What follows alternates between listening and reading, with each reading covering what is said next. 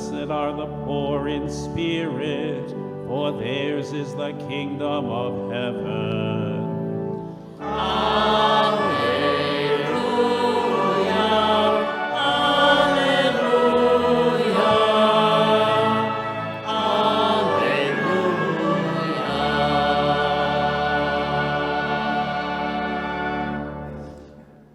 The Lord be with you. And with your spirit. A reading from the Holy Gospel according to Luke. Someone in the crowd said to Jesus, "Teacher, tell my brother to share the inheritance with me." He replied to him, "Friend, who appointed me as your judge and arbitrator?" Then he said to the crowd, "Take care to guard against all greed, for though one may be rich, one's life does not consist of possessions." Then he told them a parable. There was a rich man whose land produced a bountiful harvest. He asked himself, "What shall I do? For I do not have space to store my harvest." And he said, "This is what I shall do. I shall tear down my barns and build larger ones. There I shall store all my grain and other goods, and I shall say to myself, 'Now as for you, you have so many good things stored up for many years. Rest, eat, drink, be merry.' But God said to him, 'You fool, this night your life will be demanded of you. And the things you have prepared, to whom will they belong?' Thus will it be for all who store up treasure for themselves, but are not rich in what matters to God." The Gospel of the Lord.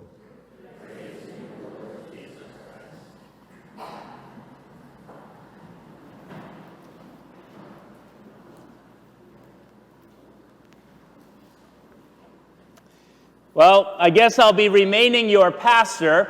I went out and got one of those Mega Million jackpot tickets the other day. And, you know, the second biggest jackpot of all time, $1.28 billion, and I didn't win. It was the ticket sold out in Illinois that won.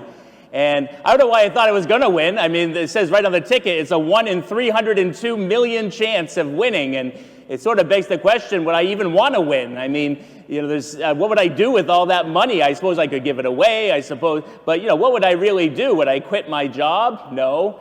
Would I get a new house? No.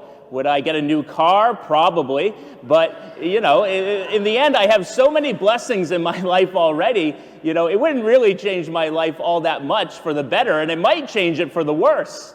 We hear all the time about people who win the lottery as like the worst thing that ever happened to them, because all that money coming all at once has a unique ability, it seems, to ruin things and ruin relationships especially. Here's a little smattering of people whose loved ones won the lottery. I had a high school teacher who won $21 million. He had to leave his job teaching, which he loved, because students and fellow teachers were harassing him for money. My aunt and uncle have won 3 times. I'm going to have them buy the ticket next time. $1 million, $50,000, $1.2 million, all in the span of 4 or 5 years. They bought new cars, remodeled their house, didn't pay off any debts. They are currently in more debt than they were before the lottery. My dad won a good amount of money from doing an office lottery buy-in, and eventually I started seeing less and less of him. I guess the money inflated his confidence, and he left my mom for another woman. The money was gone within a few years. The other woman wanted nothing to do with him, and he tried coming back to us, but my mom had moved on. He said to me several times he regrets winning that money. Today we hear about a man who comes to Jesus, and there's a whole bunch of money available, and he wants Jesus to decide what to do with it. Tell my brother to share his inheritance with me. And it shouldn't surprise us that money is the root of this animosity he has towards his brother. It seems like in marriages, money is the thing people argue about more than anything else. Inheritance is an opportunity for families to fall apart. There's something about money that just seems to drive us crazy sometimes.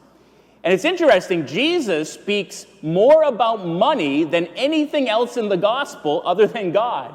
Maybe because he realizes money does have that unique ability to take the place of God in our hearts.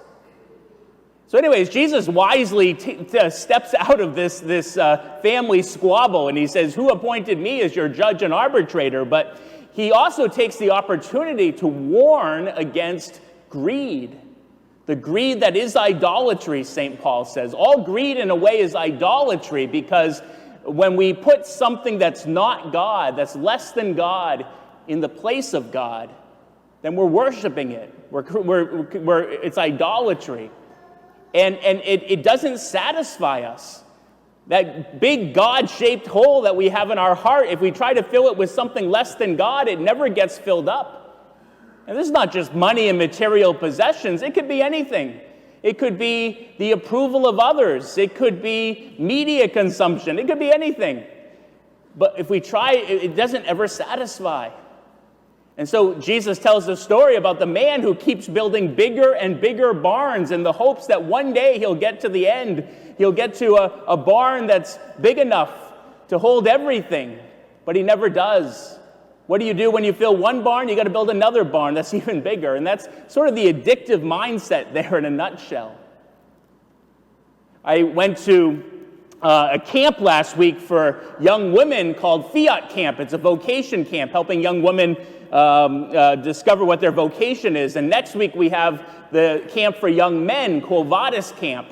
And having run these camps for a few years now, there's a big difference, I've decided, between what the young women like to do and what the young men like to do. And one of the big differences is that, we got some snacks for the young women last week, but what lasted them the whole week would last the young men about 5 minutes.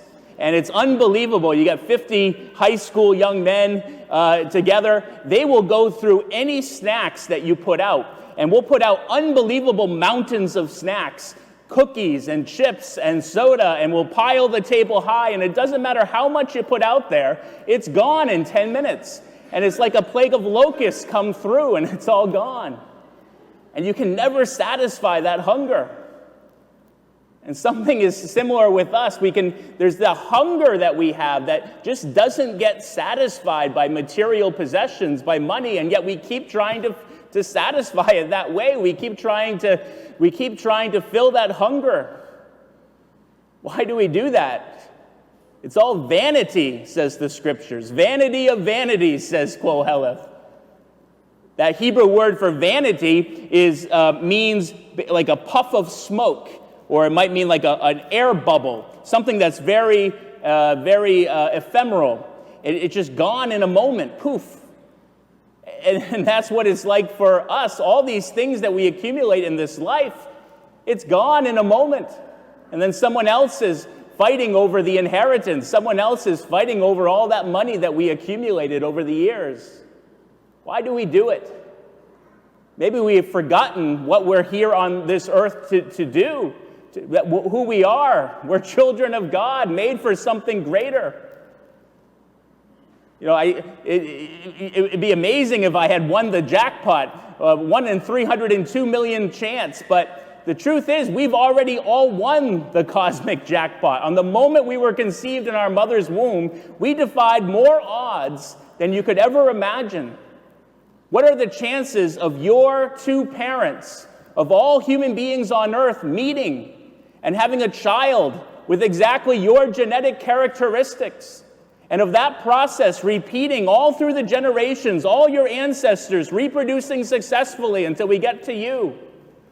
Scientists put the chance of you and all your uniqueness ever having existed as being not 1 in a million or 1 in a billion, but 1 in a number so large it has no name. It's 900,000 digits long. It's about the same chance as winning the Mega Million jackpot 100,000 straight times, of being struck by lightning 12,000 times in a day, of hitting a hole-in-one in the golf course 100,000 straight times, of flipping a coin in the air 30,000 times, and every single time it lands, not on heads or tails, but on its edge.